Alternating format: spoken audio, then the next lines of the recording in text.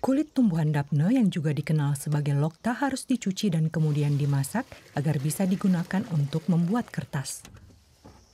Ketika listrik memasuki areal ini, Purna Gurung akhirnya bisa membeli sebuah mesin pembuat bubur kertas dan kettle. Sekarang ia punya 10 pekerja yang mengumpulkan dan mencuci kulit lokta. Pekerjaan berat itu dilaksanakan dengan mesin. Kami dulu harus memasak kulit lokta dengan kayu bakar. Kemudian kami menginjak-injaknya agar lunak. Listrik dipasok sebuah instalasi hidroelektrik kecil. Pemerintah sudah mempromosikannya di kawasan pegunungan ini selama bertahun-tahun dan memberikan pinjaman untuk perusahaan kecil dan petani agar bisa membeli mesin. Setelah instalasi dipasang dan kami mulai mendapat listrik, secara ekonomis posisi saya jadi lebih baik. Ongkos kerja jadi lebih rendah, jadi saya bisa mendapat tambahan keuntungan dan bahkan bisa menghemat uang.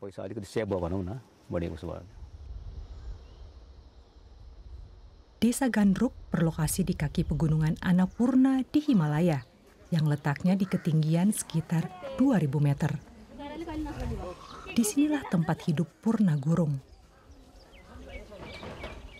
Kawasan ini kaya sumber air, jadi bisa dimanfaatkan sebagai penggerak instalasi hidroelektrik yang bisa dibuat dengan lumayan mudah dan ramah lingkungan. Subsidi pemerintah bagi proyek listrik tenaga air hanya diberikan untuk desa-desa yang bersedia ikut program. Bidya Biswakarma membantu mendirikan instalasi ini 10 tahun lalu. Kini ia jadi wakil direktur utama. Sekarang, desanya sudah punya 9 instalasi pemasok energi seperti ini. Setiap instalasi punya dewan direktur dan direktur. Mereka mengurus keuangan sendiri.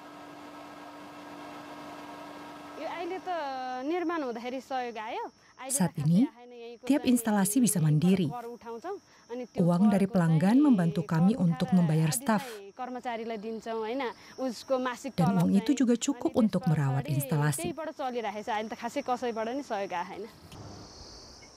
Namun demikian, sekitar 40% penduduk desa belum memiliki listrik. Nepal sudah berupaya untuk memperbarui dan memperluas jaringan listrik setelah gempa bumi dahsyat tahun 2015 menghancurkan infrastruktur. Energi hidroelektrik adalah faktor penting dalam rencana pemerintah. Banyak hal sudah berubah bagi pembuat kertas Purna Gurung. Ia bahkan bisa membuka toko di Pokhara, kota terbesar kedua di Nepal. Disinilah ia menjual kertas-kertas yang belum diolah, serta produk-produk seperti buku harian, buku tulis, kartu, dan kap lampu. Pemasukan ini memungkinkan Purna Gurung untuk membesarkan 2 anaknya dan menyekolahkan mereka. Putrinya sekarang tinggal di Pokhara dan juga bekerja di toko miliknya. Purna Gurung menjenguknya sedikitnya sekali sepekan. Ia berencana memperluas bisnisnya. Lokta dan jelatang Himalaya bisa diolah di fasilitas sama. Jadi saya berencana untuk memperluas dan memproses jelatang Himalaya untuk membuat kain. Purna Gurung punya rencana besar untuk masa depan, tapi ia tidak ingin pindah sepenuhnya ke kota. Daerah pegunungan adalah rumahnya.